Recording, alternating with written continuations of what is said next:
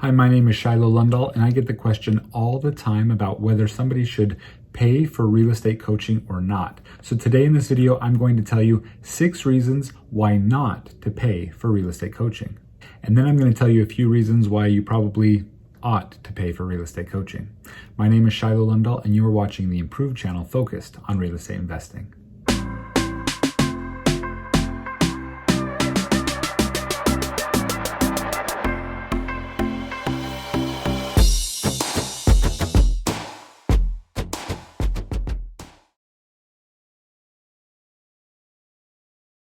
The first reason you should not pay for coaching is if you don't have the money.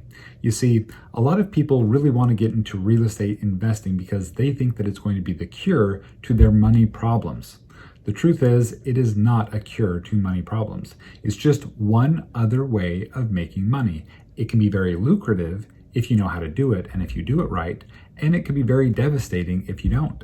So, I don't suggest for people that do not have money to go and jump into real estate investing, because they need to first understand what is their money problem.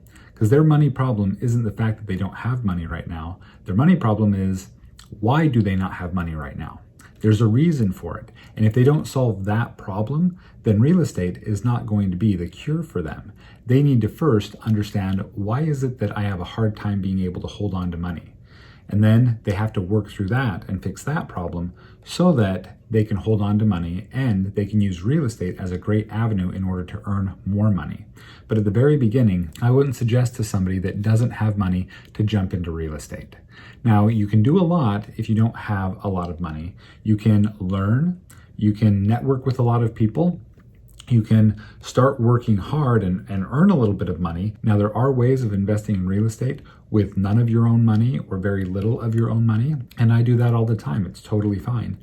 But you got to learn how to do it first. And the likelihood of being able to invest with very little money at the beginning is very low because you don't have a track record. You don't have experience. When I coach people, what I tell them is, in order for me to coach them, then they not only need to pay the coaching fee, but they also have to have at least $20,000 of liquid cash or cash available through credit or other means in order to start their investing journey. So the first reason why not to do real estate coaching is if you don't have the money.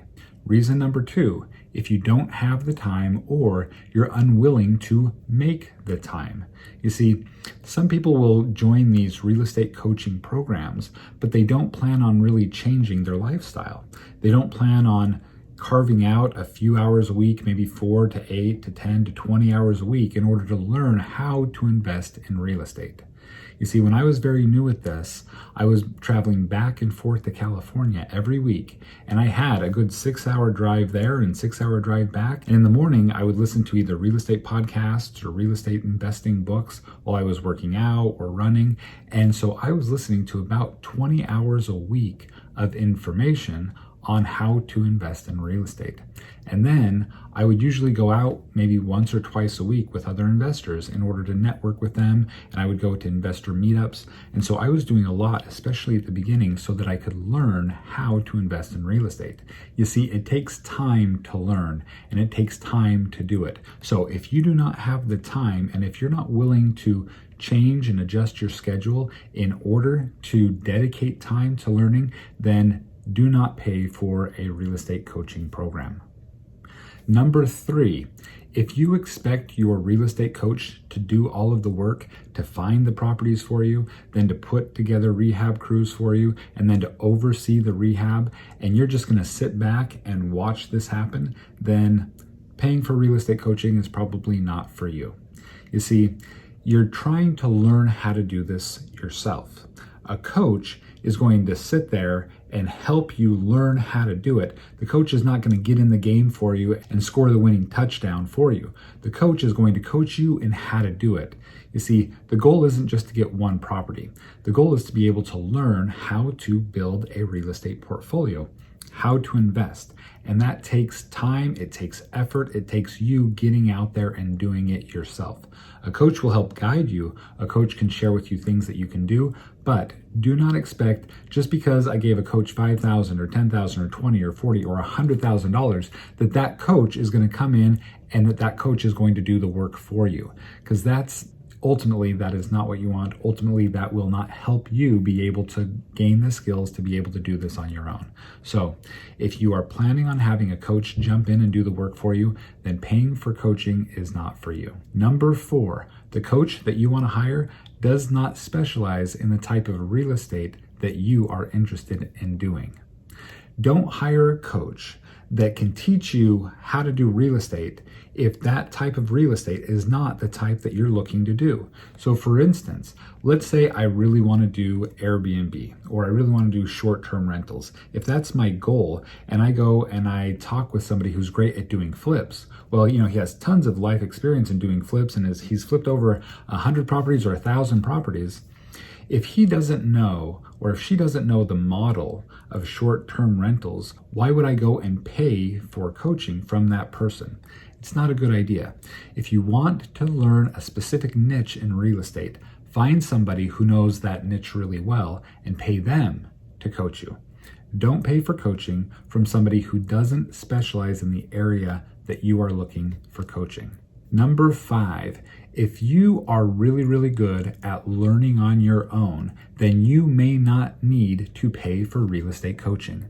You see, my wife is somebody that just does very, very well at reading a book, learning, and then going and doing it.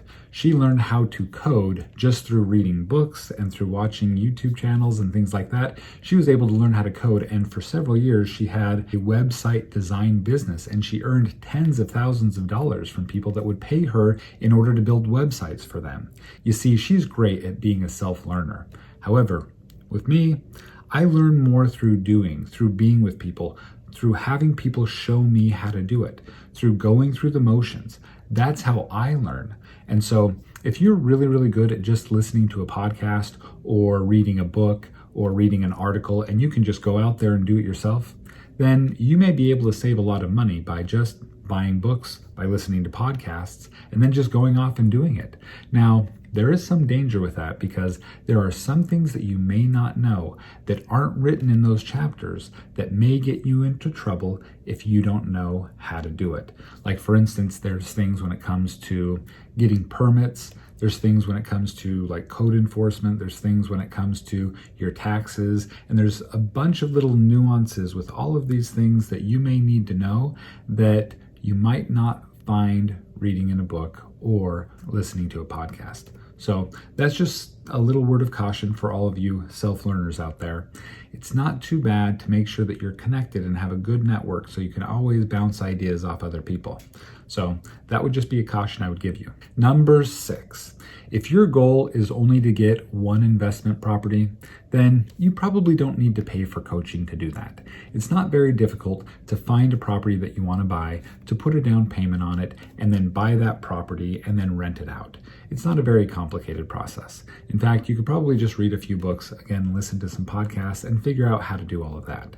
But if you want to scale, and if you want to be able to buy a property with very little money down, and you want to do maybe the BRRRR method, or you want to do the BRRRR with the lease option, so doing the BRRRR model, if you want to do one of those things, then it will be a lot more beneficial for you to do some sort of coaching program or connecting with people who know how to do that, who can show you how to do that. Because those strategies are a lot more involved. You need to be able to coordinate several things, such as getting financing right at the beginning, and well, how do I refinance the property, and how do I use hard money, and how do I find contractors that can come in and do a complete rehab? How do I know if I can trust those contractors? What are all of my holding costs? So there's a lot more involved in buying a property under market value and then being able to bring it up to market value and create equity every time you do it. That would be a reason why you would probably want to get real estate coaching. But if you only want to get one property, you probably don't need to spend thousands of dollars on real estate coaching to just buy one property. Just learn how to do the numbers through listening to some podcasts or connecting with other investors, and you should probably be fine just doing that. So now that I've told you all of the reasons why you would not want to do real estate coaching, well, Why would somebody want to do real estate coaching? What's the whole point of it? What's the whole point of coaching? Well, as you know, the best athletes all have coaches. People that perform at the highest level have coaches. Coaches coach performance.